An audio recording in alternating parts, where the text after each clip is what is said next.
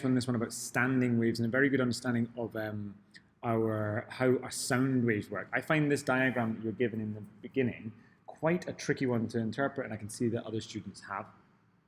Okay. Key point here being that we're forming a standing wave using sound waves.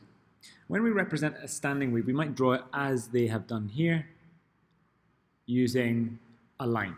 Okay, what this does is represents the extremes. It represents the maximum displacement of a particle at any position along this dotted line in terms of its position. Okay, so for example, x, okay, the particle x is going to oscillate, okay, and this line here represents its maximum. Sorry, well, if you like, minimum, because it's a negative value, and then this line here represents its maximum, or if you like, its oscillation from that point in another direction. Okay. Now they've been quite careful here to give you a whole bunch of information here. All right. In translating this as follows, we should know that a sound wave is a longitudinal wave. So what this means is that the particles are vibrating not up and down, but left to right. However, if we were trying to represent this along that line, it would be very messy.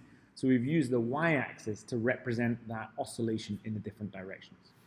Put simply, if a particle is down here, if it has an inverted commas negative displacement, what that means is it has been pushed to the left.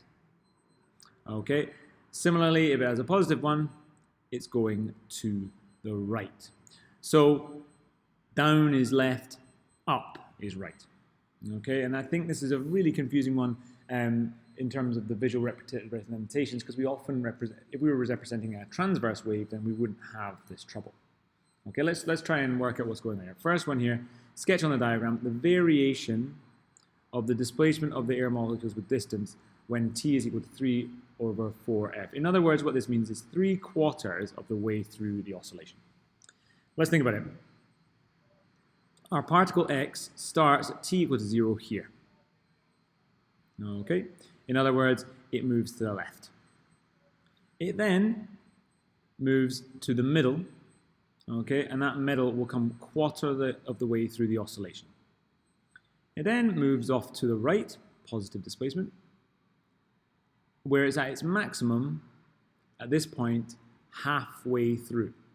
Okay, so if the question was asking me to draw the profile at halfway through, then what I would be drawing is something like this. However, it is not. We need to go another quarter wave. Well, it takes another quarter cycle to go back to the middle again. So actually what we're expecting, I'll try and draw this in my red pen, is a nice horizontal line. What this means is that all the particles are back at their equilibrium position, the zero displacement position, i.e. they're not moving left and they're not moving right, at that time 3 or 4f. If we were to then go a bit longer, we would then move back to the original position that we started with at t equal to 0.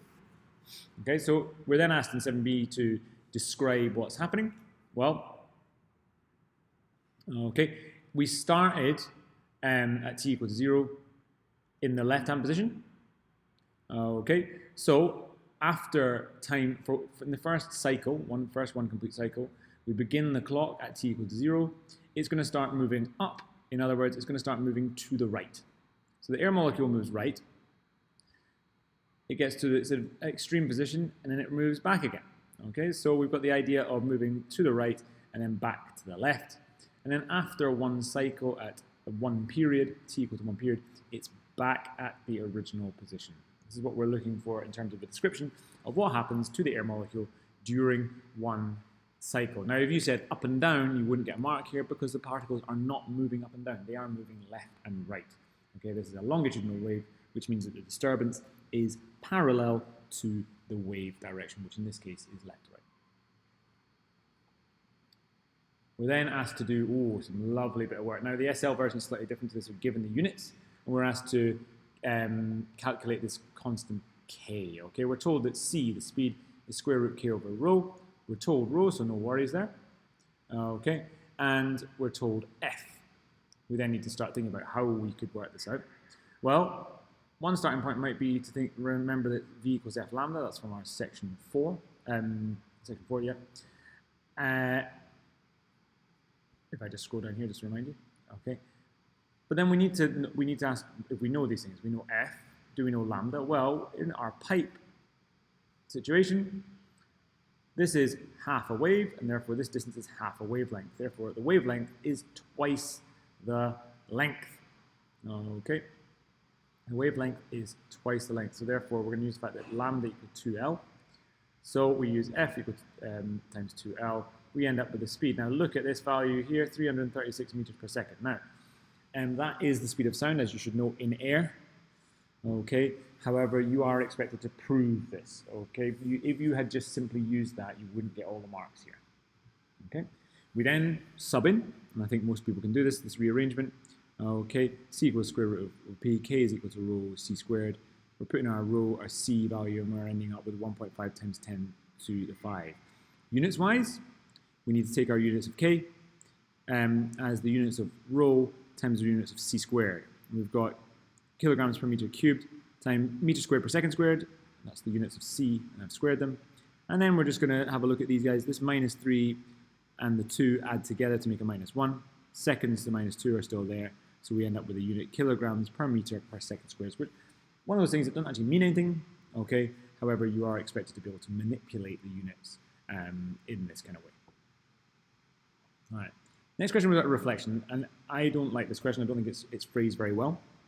The transmitter essentially reflects its waves, and you can see here this nice straight line hitting the boat, and then we can trace this back to the position of the image.